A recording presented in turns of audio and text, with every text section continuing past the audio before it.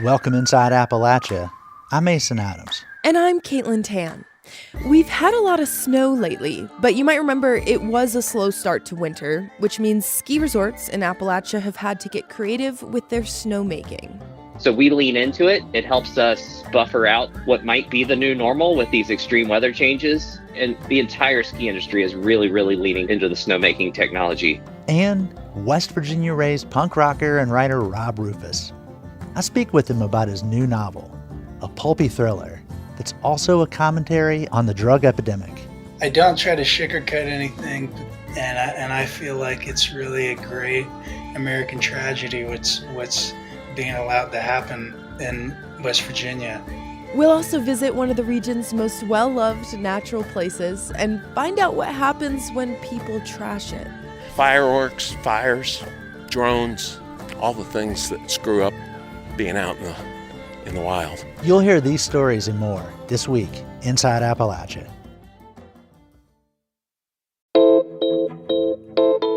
Welcome Inside Appalachia. I'm Caitlin Tan. And I'm Mason Adams. In the past year, weather events like tornadoes and floods have damaged or destroyed hundreds of homes in Kentucky and killed dozens of people across the state. They've left behind survivors who are living with grief and the effects of trauma after losing homes and loved ones. Now, some rural parts of the state are seeing an increased demand for mental health services. As Corinne Boyer reports, that demand is straining some nonprofit agencies. A little more than 10 months ago, Karina Hall and Danny Spencer lost everything when a flood destroyed their eastern Kentucky home in Beattyville. It's difficult for Hall to talk about that night, and she's still afraid when heavy rains hit. We had to ride on that boat. That was the scariest thing I ever went through, I think, too. Because I can't swim, so if muddy water scares me to death. After the flood with nowhere to go, the couple slept in a van and then stayed in a hotel for a while. But when the Red Cross left, they lost the only place they had to stay. They went back to living in their van. It seemed like it was never ending. And then you're sitting in this van all day in the heat. I cried every day. And the last 3 days we was in the van, I actually gave up. I truly had given up. Paul tells her story from the couple's new apartment. She says going to counseling and writing about those 4 months in the van has helped her cope with the trauma of their disaster.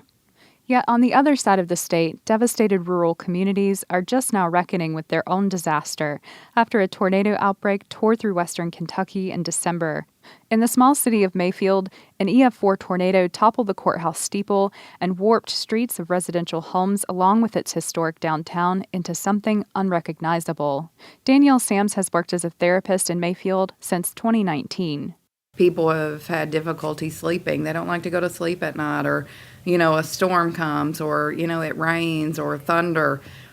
It gets people a little on edge, and that's understandable. Sams works for a community mental health center called Four Rivers Behavioral Health in far western Kentucky. Such centers are one of the few places Kentuckians can get mental health services, but these centers have been understaffed, and now they face the trauma from these recent disasters. This is just going to make the problem tenfold. That's Thelma Hunter, also with Four Rivers Behavioral Health. We were probably having enough problems meeting the needs of the clients we were having already. There just aren't enough clinicians. Hunter's been helping coordinate clinicians and case managers at her center to go to state lodges and motels to help those displaced by the tornadoes.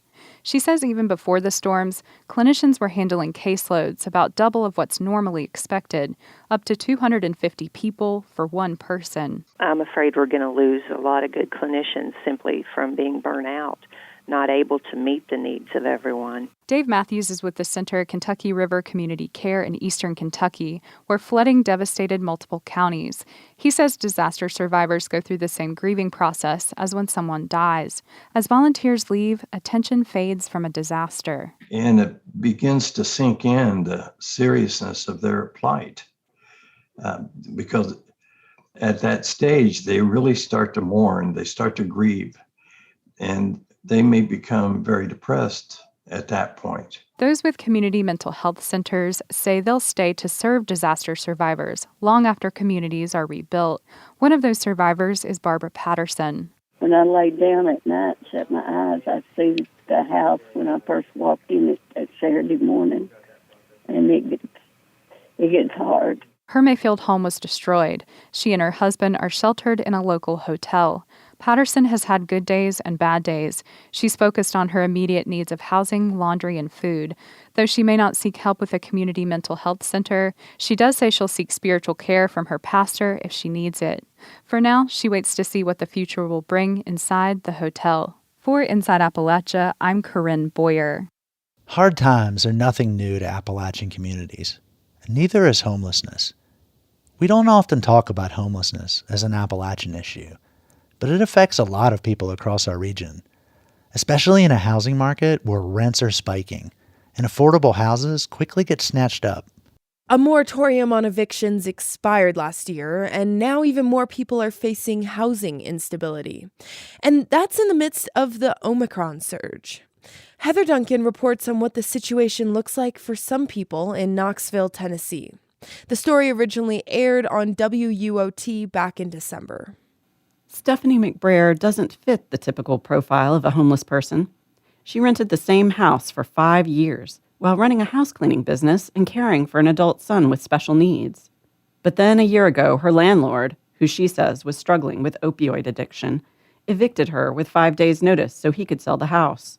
Without a lease, McBrayer wasn't protected by the moratorium on evictions during the COVID-19 pandemic.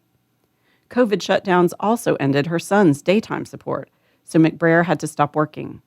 The two started sleeping in their car in West Knoxville, near her son's part-time job at Publix. With being a single mom raising a special needs adult, it's harder because there's CARM and there's different shelters, but each of those is not like a family where, you can stay together.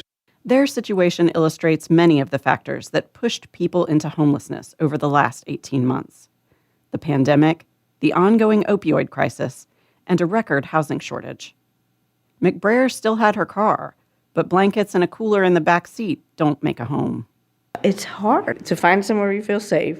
That's what broke my heart. There's nights that I looked over. It's hard just on your own.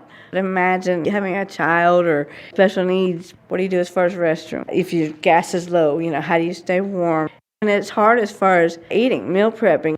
And also, we would have to go to the pilot over on Level Road so he could go into that restroom and change into his uniform to go to work. Like other cities, Knoxville has a chronically homeless population that struggles with addiction and mental illness, especially since the opioid crisis. But in the last few years, a more diverse group of people has lost shelter. More families, seniors, and young adults under age 22. Advocates for those without housing also say they're serving many more working homeless and people who have never been homeless before. Misty Goodwin is Director of Social Services at the Knoxville-Knox County Community Action Committee. She says with 2 months left in its fiscal year, CAC has helped more than 300 households into permanent housing. That's already 50% more than in the average year. I would say the majority of our families are first-time homeless and seniors. We serve chronically homeless, but the higher number are those that are not. Family Promise is one of the only sheltering programs in Knoxville for families with children. Director John Mark Brown says demand increased even as the COVID-19 pandemic reduced the number of families the organization could help, from 45 in a year to 20. Family Promise typically sheltered 4 families at a time by rotating them among local churches. When COVID hit, many participating churches closed. Family Promise had to switch to hotels, which offer less support and cost more, while waits for an apartment got longer. The difficult component is realizing that just a studio apartment in the most affordable, quote unquote, zip code in Knoxville would be $750. That's no bedrooms. That's just one sink, toilet, shower. I don't think anyone would be inclined to raise 1 or 2 or 3 children in that space. Family Promise and CAC began offering rental assistance to prevent families from being evicted. Using almost $11 million in federal COVID relief funds, CAC alone reached more than 3,500 households in Knox County. It also started arranging emergency shelter for the first time. In the last year, it used more than $1 million from the city of Knoxville to pay for hotel stays for seniors, youth, and homeless families with children. The program is maxed out, serving about 75 households through the winter, Goodwin says. Rent in Knoxville has risen 30% over the last year, according to the Knoxville Area Association of Realtors. Although the eviction moratorium that lasted through July was supposed to help struggling renters, Goodwin says some landlords got around it by refusing to renew leases. As the housing crisis has approached, landlords know that they can get more for rent, and they are doing that. So even if a family is working full time, it's still not enough. And it's quite amazing how many people that are out there in the camps are actually working. We get referrals frequently from West Knox and that area where people are camped out there because they're working out there. The Cedar Bluff area, where public transit hours are limited, has a growing homeless population. Many started coming for help to Cokesbury Church near Pellissippi Parkway, says church outreach coordinator Katie McElwain. One of the first folks that we met that really opened our eyes was working at the IHOP on Level Road.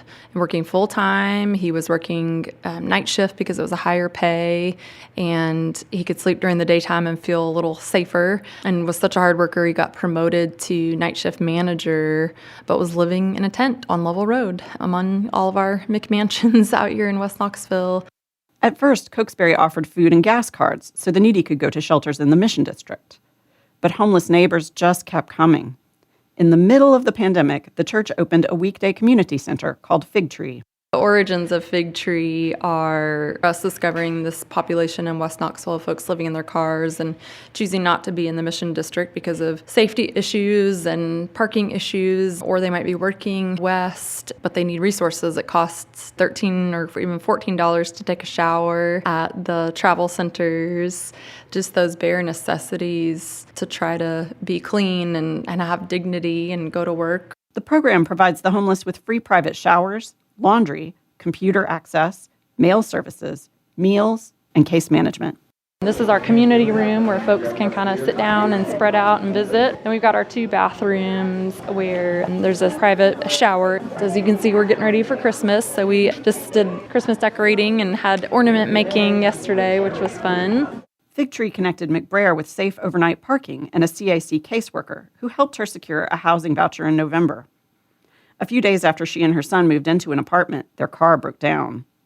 Now McBrayer is hoping the church can help her pay for repairs so she can get back to work. But at least she no longer relies on the car for warmth as the nights dip below freezing.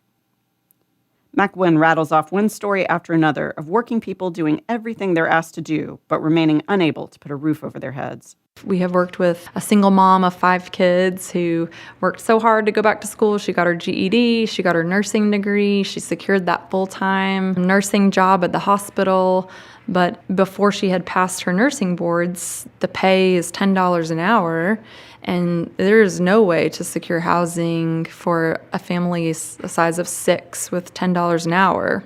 COVID-19 and the housing crunch may be temporary, but providers say the need for more local homeless services is permanent. Fortunately, the city of Knoxville has already invested $16.6 million in affordable housing, Goodwin points out.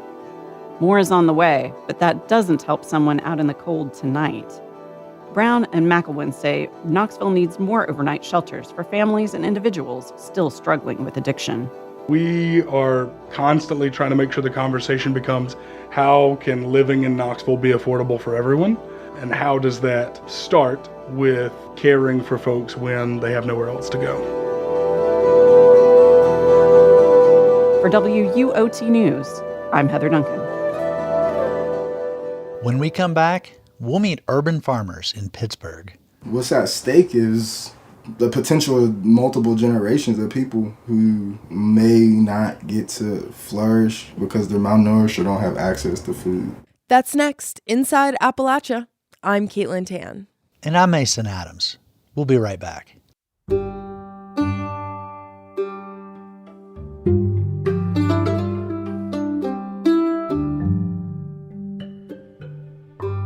Support for Inside Appalachia is provided by Concord University in Athens, West Virginia.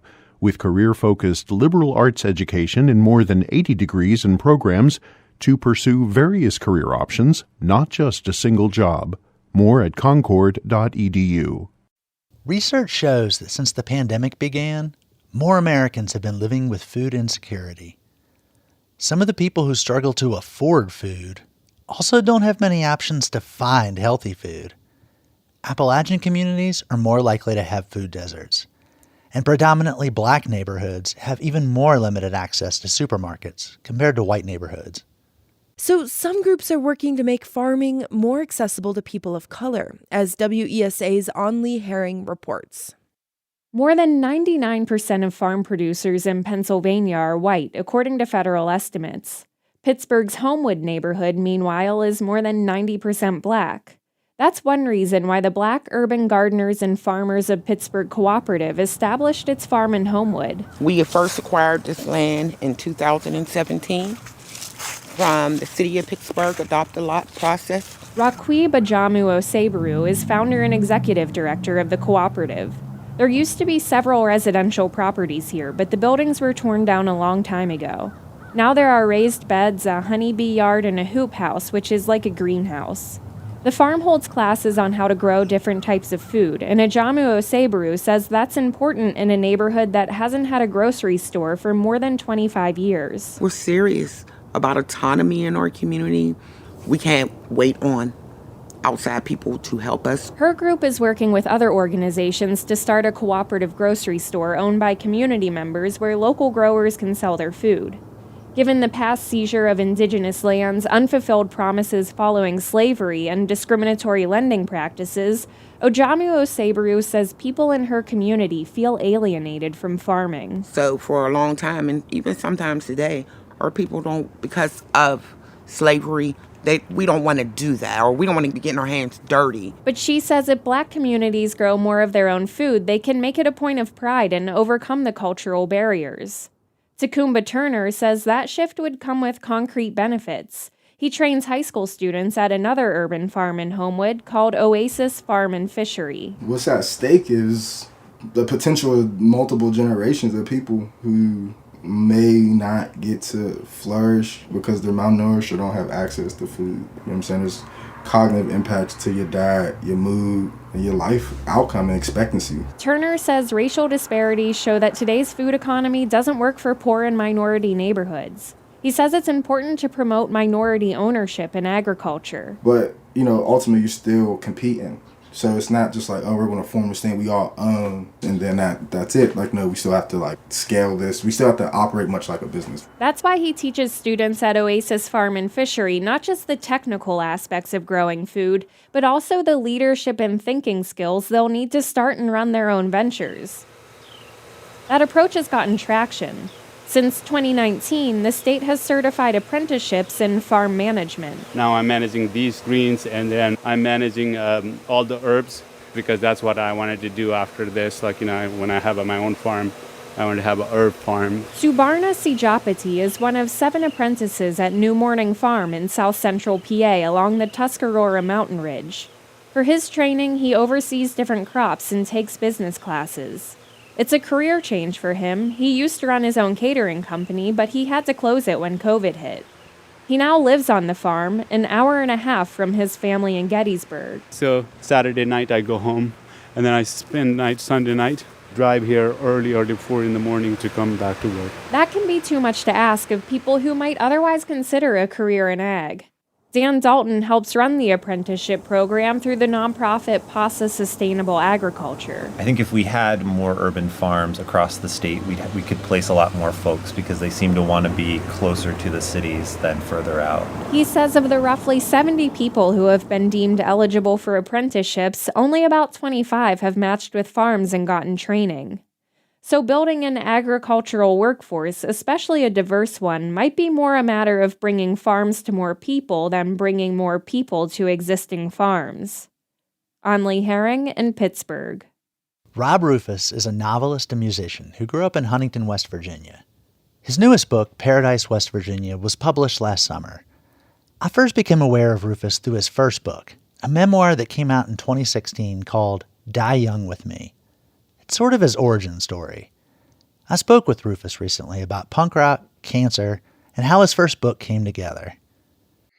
Die Young with Me was my first book. I started a punk band with my twin brother when we were probably 13, and by the time we were 16 or 17, we were playing locally at the YWCA all the time. We were drawing decent crowds, decent enough that we actually got invited on the Warped Tour, which is, your listeners don't know, is like a huge, biggest traveling music tour in the world. And it was about a month later, I got diagnosed with stage 4 cancer, and I ended up in the cancer ward the next day, and I stayed there for years, really. And my brother continued on playing music because we didn't want to lose that opportunity. And in my 20s, when I was cancer free, my brother and I basically just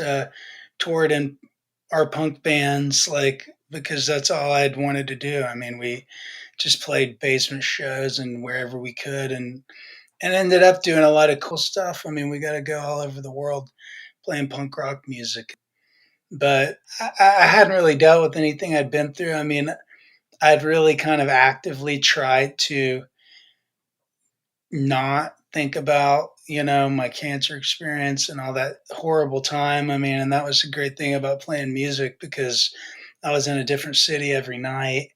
You didn't have to talk about, you can meet new people and they knew you, they saw you as an artist, or some traveling crazy musician. They didn't see you as a cancer patient with no hair or eyebrows, and but, like, of course, that catches up with you. And I started writing that book when we were touring, and I never expected to get published, honestly. I went about it the exact same way I used to try to get record deals when I was in middle school. I just made a list of 100 literary agents and sent them all my manuscript, which in its original form was like 1,000,000 pages. It looked like a suicide bomber manifesto or something. And I sent it out. I didn't expect to hear back from anybody, and I heard back from a couple people, and then it ended up getting picked up by Simon and Schuster, and it really changed my life, and I'm so grateful for that. I understand you have an excerpt to read from Die Young with me too. I'd love to hear it. Yeah, I do. This is actually about my brother and I first discovering punk rock in my cousin's basement. We sat in the basement all night. Anthony flipped from cassette to vinyl, CD to CD, then back to tape. Ramones, Descendants, The Humpers, Bad Religion, The Misfits, Minor Threat, Strife, Face to Face, TSOL, Screeching Weasel, Rancid, The Clash. All the songs were high speed. Every singer sounded angry. Even the love songs had an undertone of rage. Nat and I passed the liner notes back and forth. The bands and the photos looked different from many I'd seen on TV. These musicians I could relate to. I didn't feel so different from any of them. I felt in time with their beat. I connected with me so instantly that it seemed instinctual. The guitar players played the same chords over and over, and the drummers pounded bop, bop, bop, bop, bop, like madmen. The singers screamed or sneered or whined or mumbled, but it all connected with me. I felt the power in it. Music like this had the power to change people. It had the power to scare people, and I knew that from the start. But it didn't scare my brother, and it didn't scare me. From the first chord to my last chord, it's never scared me.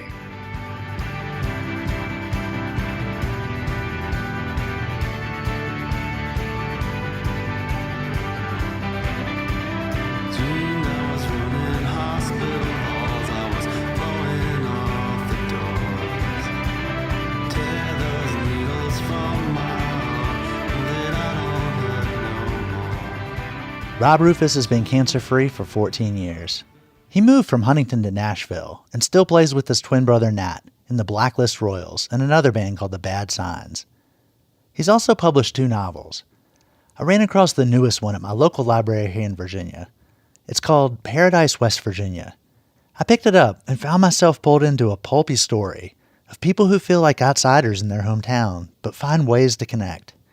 But I should let Rufus describe it for himself. Yeah, Paradise, West Virginia is both a murder mystery thriller and social commentary. It's about two children of a convicted serial killer who live in drug-addled Appalachia. And when a murder podcast comes through to do an episode on their dad, a local girl goes missing, and the kids use it as a way to try to reopen their own investigation and prove that their father was innocent. It's kind of a commentary on the situation up there. I mean, law enforcement is so overwhelmed that anybody that's found dead who has a drug-related pop on their record is pretty much written off. I mean, in Huntington right now, there's a 10-month wait if you want to get an autopsy. So most families are just like skipping over that. It's kind of a crazy situation, and so this was my way to, one, bring attention to that, and two, write a pulp novel, because it is kind of a ode to my grandmother, who's basically a character in the story, and she loved trashy thrillers, and I love trashy thrillers because of that. So yeah, it was fun to write excerpts of my own pulp novels that I made up in the book. Yeah, Mama is such a compelling character, as Mamas often are. You mentioned the opioid aspect to it, and that's one of a few, I think, aspects that play into some negative Appalachian stereotypes that the people will tick off. And you mentioned opioids. There's poverty depicted in the book. There's even snake handling. But those elements in the book, when I read it, they didn't feel exploitative to me. It all kind of felt empathetic. How did you do that? Well, I appreciate you saying that. Yeah, I mean, whether it's memoir or fiction, like my rule of thumb is like I don't try to sugarcoat anything, because I feel like there's no way to build empathy if you don't humanize people, and you can only humanize people if you share the reality of the situation. And so I just kind of tried to do that. I mean, the reality is it's a horrifying situation. I mean, 1 out of 10 people in my hometown are addicted to opioids. And some of these people are just they'll overdose, they'll get Narcan, they'll come back with even more of a diminished capacity because of oxygen deprivation, but they receive no help, they receive no social services. They're just put back in the same situation to suffer in perpetuity, overdose again. And I mean, my best friend growing up, who was a character in Die Young with Me, my best friend Paul just died, and he had overdosed, he had relapsed, he'd overdosed, he'd been brought back to life. He was struggling to stay clean, but by then he'd already lost everything, very much like the characters in Paradise. He'd lost his job, he'd lost his house, he'd lost everything. And he eventually relapsed again. He was found dead at the bottom of his stairs. And it's heartbreaking. The whole his whole neighborhood's like that. I mean, like 30 people from my graduating class have overdosed and died by now.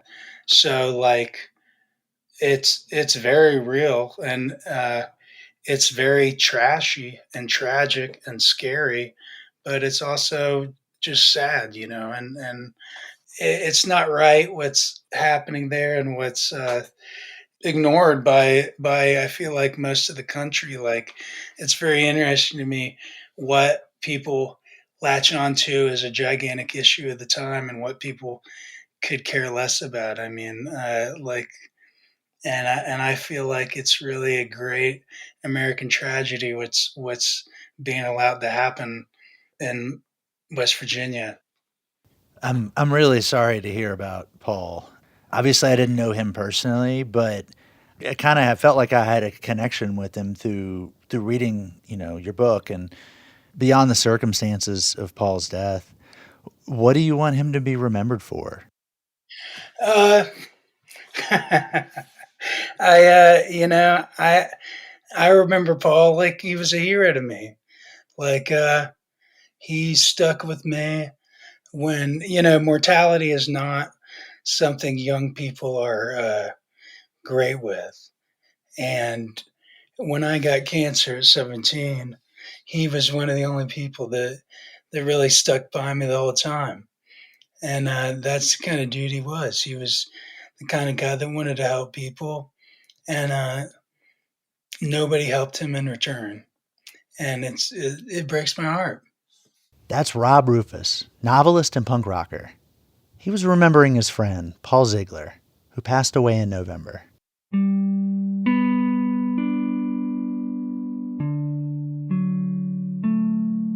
So many of us, like Rob Rufus, have lost friends and family to addiction. We think it's important to tell those stories, but also to continue to talk about recovery. It is possible to find help. If you want to learn about a recovery program in your community, please call the free and confidential treatment referral hotline, 1-800-662-HELP, or visit findtreatment.gov. Two musicians in North Carolina wanted to help prevent drug overdoses.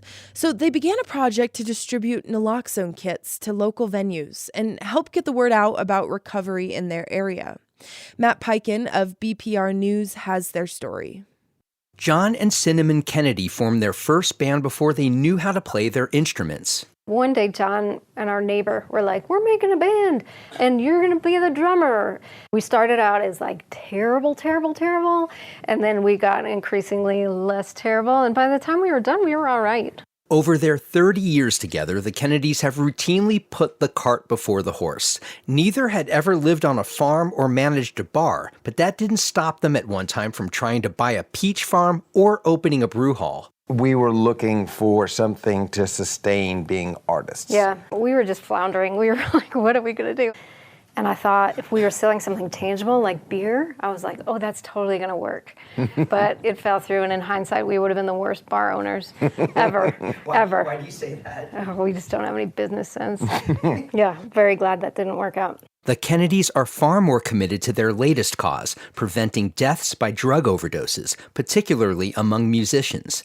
They're marshaling connections to clubs, breweries, and other venues that hire local musicians to have either nasal sprays or injectable versions of naloxone on hand. It became so obvious with like that Venn diagram of, overdose, musicians, recovery, harm reduction, and the fact that there was no one there being like, all right, every music venue in Asheville and Buncombe County, Western North Carolina should carry naloxone, and that it's crazy that it hasn't happened before. The Kennedys met 30 years ago at Tiny Kenyon College in Ohio, where Cinnamon recalls working at a pub where John skipped out on a bar tab. They wanted to be writers, moved to New York, launched a literary journal, and took writing courses at New York University. I guess there's a point around maybe at 40 when what we talked about and shared was no longer, I think, literature or books or novels or documentaries or anything like that. It was always like music still, like, what's the next song? Have you heard this song? Hey, I just heard this song. Like, you should check out the song. We just found ourselves, at least for me, always talking about music until it became like the most prevalent art form between us.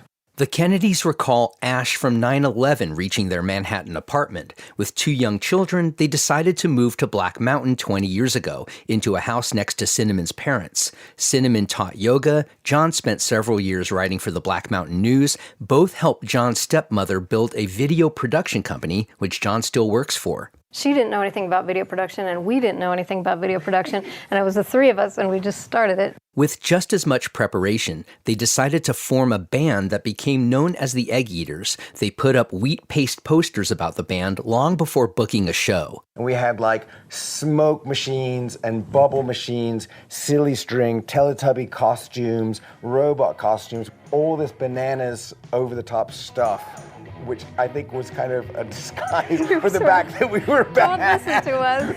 You were not good musicians. Do you think you have enough when they come with back to cash? get down on your knees. They want more than that. Sponsored by.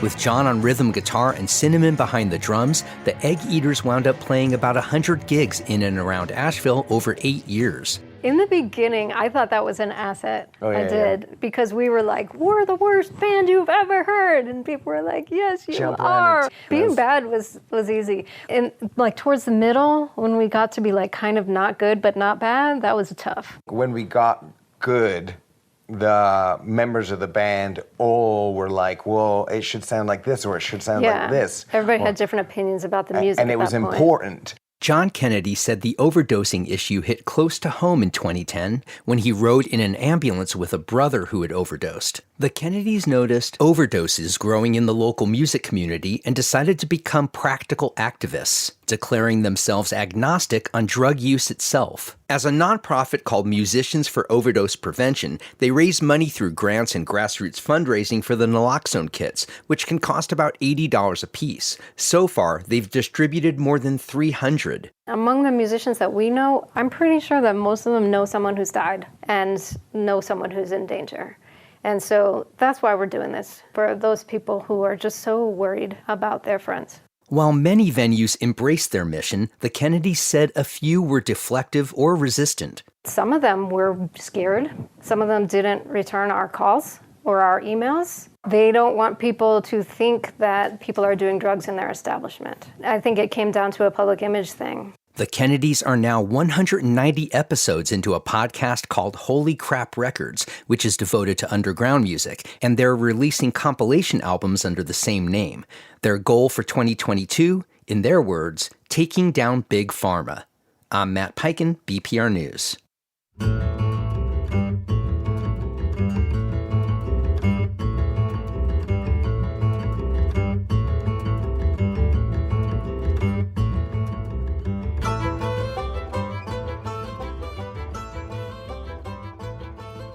Remember the warm spell at the end of last year?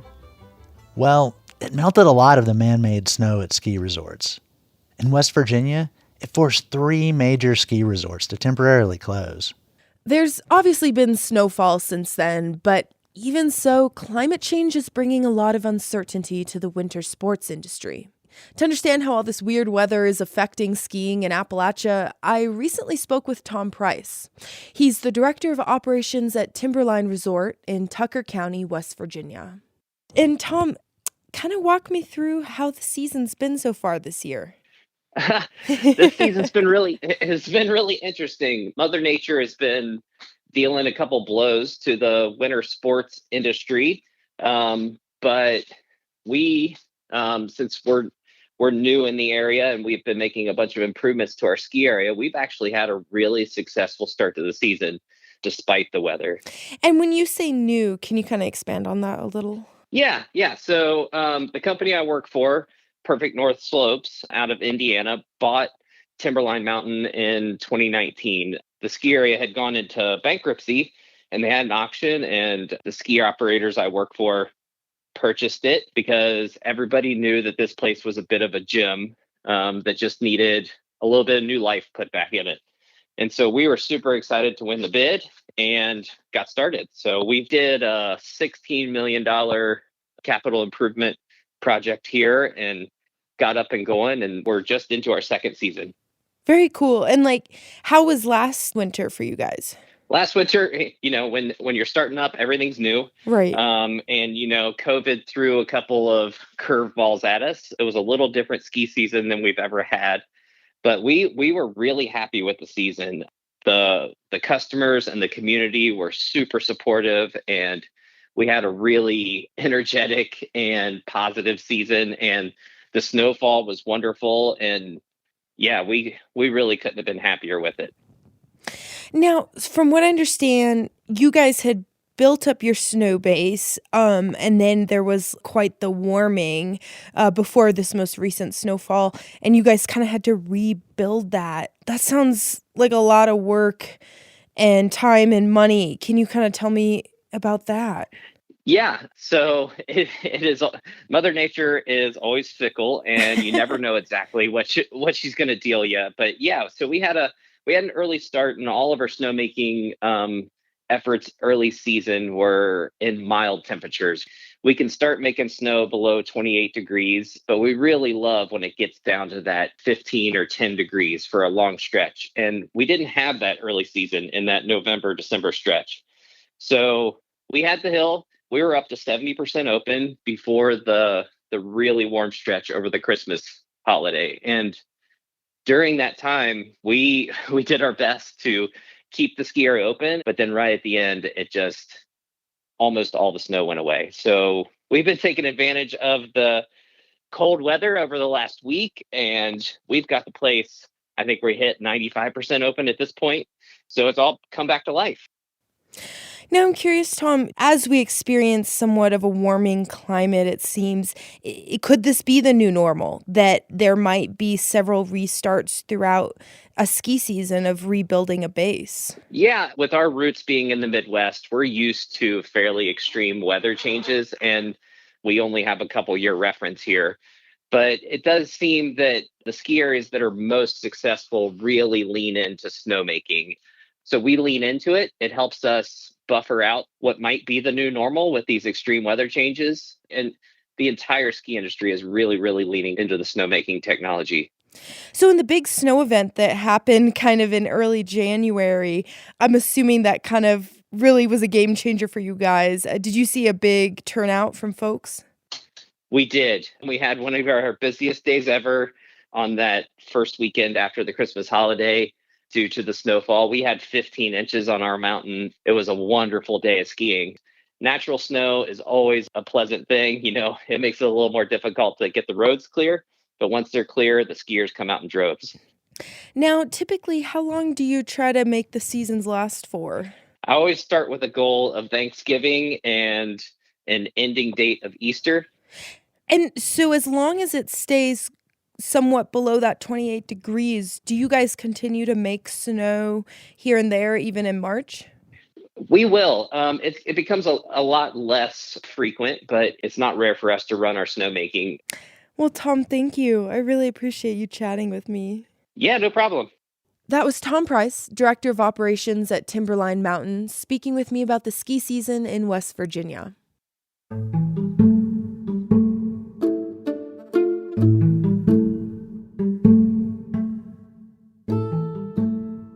Last month, the New River Gorge National Park and Preserve experienced a wildfire that took days to contain. Curtis Tate joined a group of journalists to tour the area after the fire was out. He reported on the importance of fire in managing a healthy forest ecosystem. It's an unseasonably mild day in December, and from a parking area on the edge of the New River Gorge, you couldn't tell there had been a wildfire near here just days earlier. As we make our way down a steeply sloped trail, we encounter some young rock climbers who seem hardly bothered by what just took place here. Then it hits your nose. It's the smell of a smoldering campfire. And once you're inside the zone, it doesn't go away. The ground is black and ashen. Scorched tree stumps and branches are everywhere. This wasn't a big fire compared to the ones that happen out west. It affected 132 acres. The New River Gorge National Park and Preserve encompasses 70,000 acres. No one was injured or killed here, and there was no significant property damage. In fact, our National Park Service guide, Dave Beery, said the fire was beneficial to the forest. You can see what it did here coming through. It burned up all those fuels. This is exactly what we would do if we did a prescribed fire in the park to try to reduce fuel loads. It burned off everything small through here and just left the standing stuff that's, live standing trees. And you can see there's a little bit of black on a few of the trees here, but almost all of it's ground level. So springtime comes and all the new growth pops up. You're not even going to be able to see there was a fire here unless you really look close, I think. Beery said fire can help control invasive species that crowd out native plants. It can also reduce the amount of fuel on the forest floor, making it easier to contain future fires or making them less destructive. That's a change in strategy. For the better part of a century, it was thought that fires should be put out. In recent decades, fires have been set intentionally, including in the New River Gorge. Fire is a natural part of the ecosystem, so any plant that's supposed to be here should be able to adapt to fire in their ecosystem because it's a natural part of the ecosystem. Before people were around, lightning started fires and there was nobody around to put them out. So, that was part of the problem. And actually, a lot of the problems we've had, especially more so out west over the last years, is that we put fires out, and now you get bigger fires. And of course, climate change and all of that has really thrown a bigger wrench into that. But just really over the last, since Yellowstone. Prescribed burns aren't the only tool available for managing forest fires. The fire zone in the New River Gorge included Nuttleburg, a coal mining camp that was active from the 1920s to the 1950s. That was one of our biggest concerns when this fire broke out, this being right in the middle of it. Nuttleburg is one of our major historic sites here, and it's really, talking about coal mines of that era, it's really probably the best preserved coal site representing that time period anywhere. Beery said he wouldn't want to start a fire intentionally near such a historic site. Instead, last summer, crews used leaf blowers and thinned out the fuel for a potential fire. Sometimes prescribed fire is not always the best way to do it. In this area here, it's not a place you would want to start a fire on your own because it's great that this one did burn out stuff pretty nice for us, but as a fire manager, I'd be really concerned about trying to light a fire in something like this because these slopes here are just so hard to control anything. Though the fire came within feet of a structure that houses a conveyor belt used to transport coal from the mine mouth downhill to the tipple, it was not damaged. So what we do in an area like this is mechanical thinning. Again, to reduce the fuel loads all around these sites, so when something like this happens, like what happened last week, when that fire gets to here, there's not as much fuel to burn, and hopefully it stays off of the buildings. As Beery finished showing us around the fire zone, a light rain started falling. It soaks the blackened ground and restarts the life cycle of the forest floor, a cycle that includes fire. For Inside Appalachia, I'm Curtis Tate at the New River Gorge National Park and Preserve. Next, we'll visit another natural area. Max Patch is a grassy bald in the Pisgah National Forest, just outside Asheville, North Carolina. Yeah, Max Patch. I used to go up there a lot when I lived in western North Carolina, back in the early 2000s. It's beautiful and easy to access. Now, I rarely saw anybody up there, but that's changed. Over the last 2 decades, Max Patch has gotten really popular. Most people would say too popular. It's overrun with visitors. A photo of Max Patch went viral in 2020, and not because of its beauty. This photo showed the area junked with trash and litter, so Forest Service officials banned large groups from visiting. Have the protections helped? BPR reporter Megan Kane hiked up to Max Patch to find out. On a sunny fall afternoon on the gravel path leading to the top of Max Patch, you hear the whistle of the trees as a bird circles the top of the bald. One thing Dick Ott doesn't hear: chaos. Fireworks, fires, drones, all the things that screw up being out in the wild. And you'll see how pretty it is here in a few minutes. Ott volunteers with the Carolina Mountain Club and lives on the mountain. He recalls a fall night in 2020 when a drone photo captured Max Patch littered with clusters of tents and debris. This little area up here had 130 tents one night. No bathrooms, not enough toilet paper, not enough places to pee or poop, and you just had to go hide somewhere, and wasn't pretty. The photo went viral, prompting national attention and concern for the small slice of the Appalachian Trail.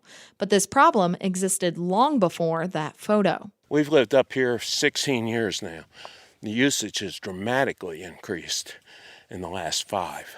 Max Patch is popular for 3 reasons. It's an easy hike, it's listed on multiple websites for best hikes near Asheville, and it's widely shared on social media. The half-mile climb on a steady incline leads to a stunning panoramic view of the mountains in North Carolina and Tennessee, all just off of Interstate 26, is about perfect for the beginning hiker.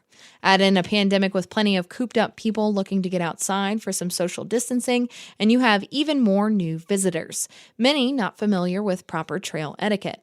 Paul Curtin is the Appalachian Trail Supervisor for the Carolina Mountain Club. People were kind of going everywhere, and they were making what I would call scars across the bald. Human waste, cheap camping gear, even a stage from a wedding.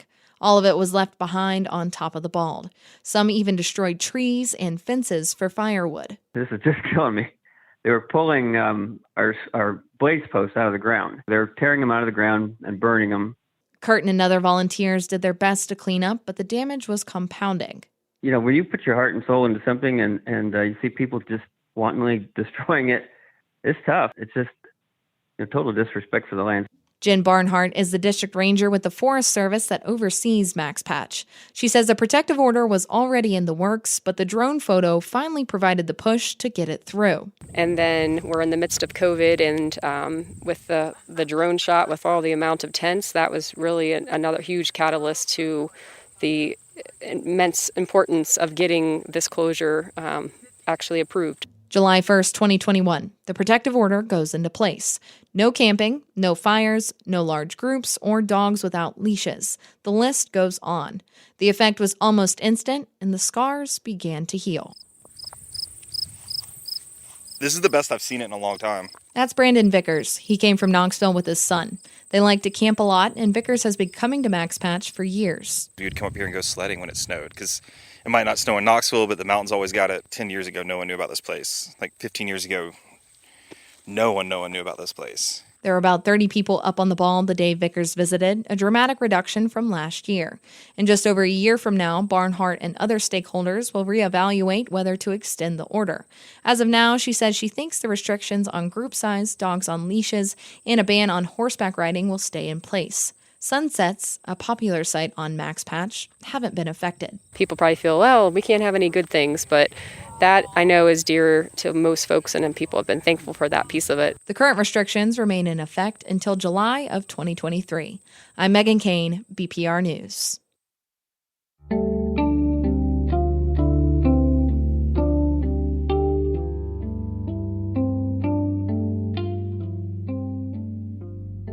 Well, today we've heard stories from across Appalachia, from Kentucky, West Virginia, Tennessee, North Carolina, and Pittsburgh. And remember, we always like to hear from you, and especially what you've been doing outside. How have you been recreating?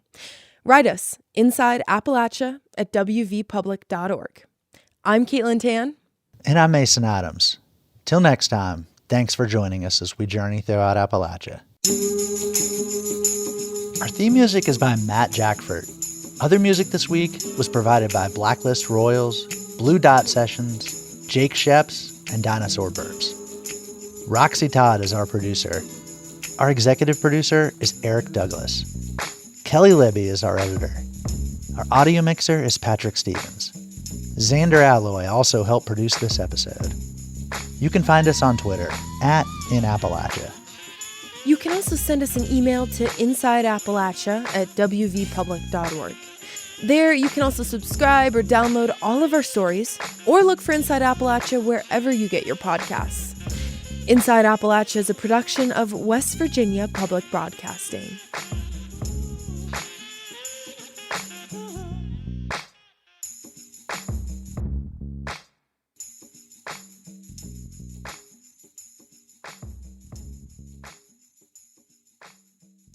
Support for Inside Appalachia is provided by Concord University in Athens, West Virginia, with career-focused liberal arts education in more than 80 degrees and programs to pursue various career options, not just a single job.